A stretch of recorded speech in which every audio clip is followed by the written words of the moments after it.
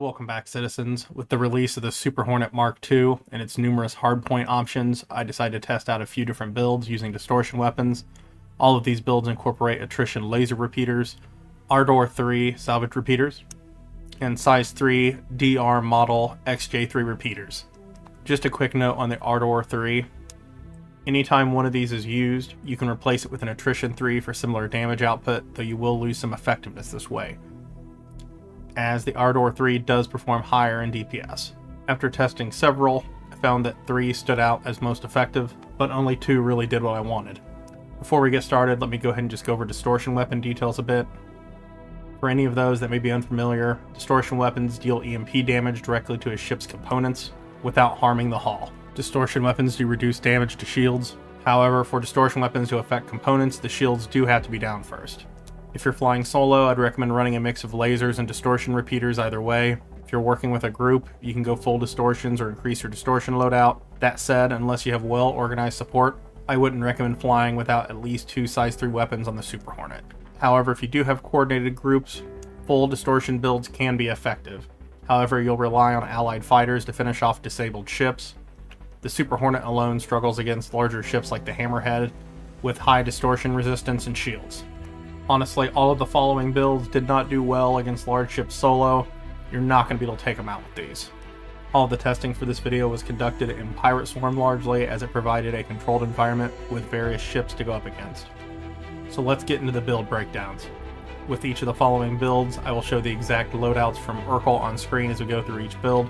Test 1 was of a modified Heartseeker Mark II, left everything largely intact, but changed the front 2 hardpoints to size 3 XJ3 repeaters, and upgraded the size 4 hardpoints to size 4 attritions.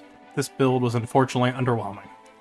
While it performed well delivering DPS up close, it however had issues at shredding the shields and disabling the components after. Both just took too long to be effective compared to the others. After using this for some time, I found that simply running more attritions and focusing on outright destruction of the targets would be a better approach.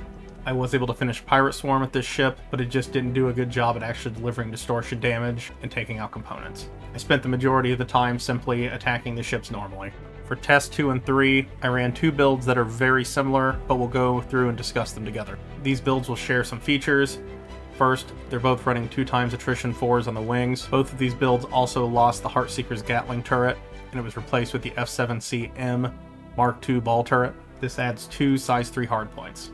An important note here, you will want to separate your raw DPS in the form of attritions or Ardors from the XJ3s as far as weapon groups are concerned. If you want, you can combine all of them in a final 3rd group, but you're normally better off served using them separately.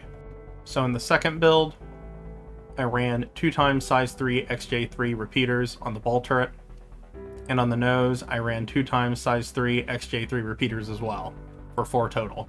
This build performed far better than expected. Every ship up to the Hammerhead and Pirate Swarm went down quickly. The Attrition 4s made quick work of shields, while the 4 distortion repeaters disabled targets with ease. Ships like the Freelancer, Cutlass Black, and Vanguards were dealt with effortlessly.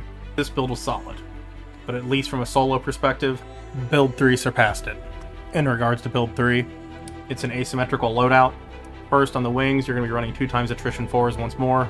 On the nose, I ran 2x size 3 XJ3 repeaters, and then on the ball turret, I ran 1x size 3 XJ3 repeater and 1x Ardor 3 salvage repeater.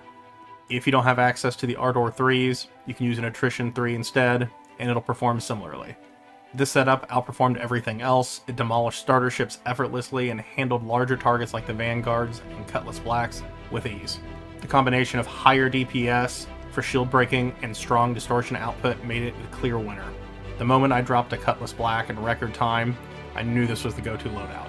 If you're going to try any of these builds, let it be the asymmetrical setup. It offers the best balance of shield suppression and component disabling while maintaining solid kill potential if you really just need to clean something up quick. Let me know what your thoughts are, and if you have a favorite build of your own.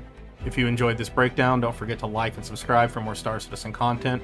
Thanks for watching, and I'll see you in the verse.